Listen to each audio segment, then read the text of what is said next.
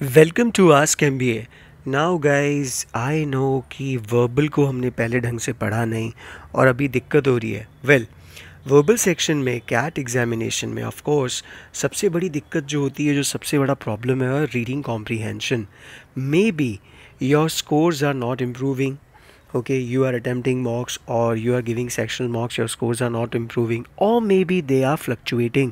कभी ज़्यादा होता है, कभी कम होता है, कभी बहुत कम हो जाता है, कभी बहुत ज़्यादा हो जाता है. The issue is of comprehension. You are unable to understand what needs to be done and why you are selecting a wrong option. So don't worry guys, I'm here. This is Ashish, your verbal faculty at Ask MBA. Now the problem is this, that there are many issues. Okay, so let's understand this thing one by one. First thing is, it is the selection of passage. क्या आपने ढंग से passage choose किया?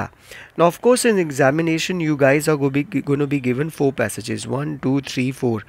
If you are good in verbal, you can try all 4. But what I suggest, CAT examination is not about attempting all 24, 22 or 20 questions in various sections, but it is about quality. मतलब मैं जितना attempt करूँ right attempt करूँ, ठीक है. और हर एक right question मुझे 3 मार्क्स देगा, that we all know. And every incorrect answer is going to give me -1. Of course in reading comprehension you guys got negative marking also. So now at Ask MBA you know how to select a passage. You have to read last few lines, ठीक है, थोड़ी बहुत line पढ़े, फिर question पढ़ेंगे एक, उसके options पढ़ेंगे, दूसरा को ऑप्शन पढ़ेंगे, उसके कुछ ऑप्शंस पढ़ेंगे. अगर मुझे जमता है तो मैं क्वेश्चन अटैम्प्ट करूँगा या वो पैसेज अटैम्प्ट करूँगा, आई मीन. फिर उसके बाद I go to the second one, then I go to the third and then I go to the fourth one. Minimum 8 questions I will try to attempt with at least 80% accuracy. मतलब 2 passages तो मुझे कम से कम try करने चाहिए या at least 8 questions attempt करने चाहिए, और उन 8 में से एटलीस्ट 6 क्वेश्चन मेरे राइट होने चाहिए, to make sure that I score little more in other questions and cross the magical number of 20 marks, so that I am more than 80 percentile, definitely more than 80 percentile in verbal section. Now the problem of RC is not just that you guys are unable to select the passage. Okay, अक्सर मुझसे लोग क्या बोलते हैं कि sir हम लोग ना जो लास्ट की जो 2 ऑप्शंस हैं, we are stuck in that, we are stuck in last 2 options. Okay, so I tell you a very simple thing. Okay, it is known as elimination method. Okay, there are of course 4 options are going to be there. आपके पास 4 options होंगे, और of course 4 options जब होंगे आपके पास तो आपको उसमें से एक आंसर राइट ढूंढना होगा. तो पहली चीज़, तो क्या आपने क्वेश्चन सही से समझा है क्या?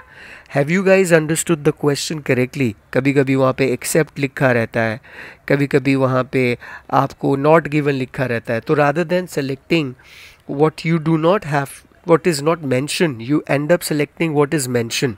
तो ये जो एक्सेप्ट वाले क्वेश्चन होते हैं ना, ये जो क्वेश्चन होते हैं नॉट गिवन वाले, ये अक्सर हमसे ये चीज़ पूछ रहे होते हैं कि क्या मेंशन नहीं है. सो पहला पॉइंटर कि आपने क्वेश्चन बराबर से समझा है, ठीक है, आपने क्वेश्चन ढंग से समझा, ठीक है. फिर दूसरी बात ये आती है कि गाइज आपने ऑप्शंस क्या ढंग से समझे हैं. अब guys in options of course 4 option होंगे, उसमें से at least in worst case scenario एक ऑप्शन तो आप एलिमिनेट कर ही दोगे कि यार ये आंसर तो हो ही नहीं सकता. थोड़ा और सोचोगे तो maybe you are able to eliminate 1 more option. Now you are stuck in 2 options. Ask yourself which option has more content. Which option has more content? Do not select the option based on number of words or matching words.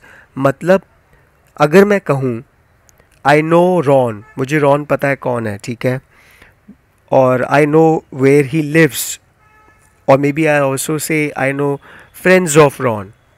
These are, or maybe this is one sentence. But if I say मैं Ron को जानता हूँ, I know about Ron. Now which sentence has more data?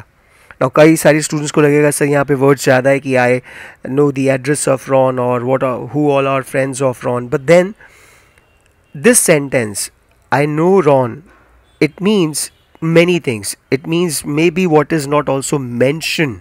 So the second option has more content on data. So you need to select the option that has more content and data. अब third pointer जो मैं आपको suggest करूँगा इस video में कि guys, जब आपने सारे क्वेश्चंस कर लिए, जैसे कि क्वेश्चन 1 किया, क्वेश्चन 2 किया, क्वेश्चन 3 किया, क्वेश्चन 4 किया, और ऑफ कोर्स उनके 4 ऑप्शंस रहेंगे. So guys, what you have to do is you have to ask yourself after attempting all 4 questions of that passage which you have decided to attempt, that have you selected the options correctly. Now 4 question करने के बाद मेरी understanding उस passage की बहुत ज़्यादा better हो गई होती है. Of course I have thought about the passage while answering all the questions, so I need to check whether I have selected the right answer or not. तो चारों क्वेश्चन या चारों क्वेश्चन ऑप्शंस के साथ टिक करने के बाद मैं एक बार देख लूँगा कि हाँ भाई, क्या I am still there and selected the right option or selected the option which the most suitable I feel is right, and then go back or then go to the next passage or maybe to the next question. जो सबसे important चीज़ guys वो ये है कि आपको आपका दिमाग काम रखना है.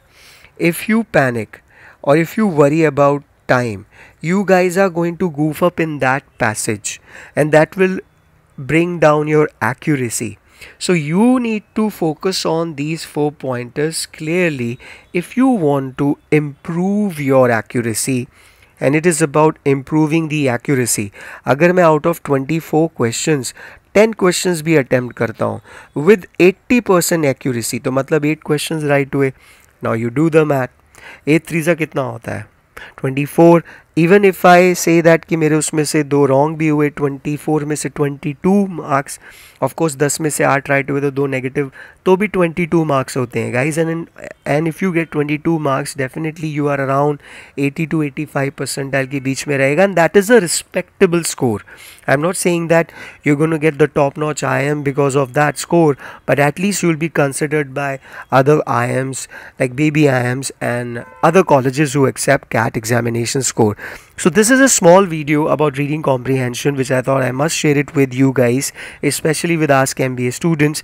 And yes, we faculties are going to go live after 20th or maybe from 20th onwards. We will be going live solving questions every night at 10 p.m. We will be going live, we will be solving questions. So 20, 21, 22, 23 4 दिन हम question solve करेंगे, हम approach discuss करेंगे. You are most welcome to join us on YouTube, and it's going to be on YouTube of course, and you guys can see how we solve the questions, or you guys can also learn from it, or you guys can ask your questions in the live session. Thank you and stay blessed.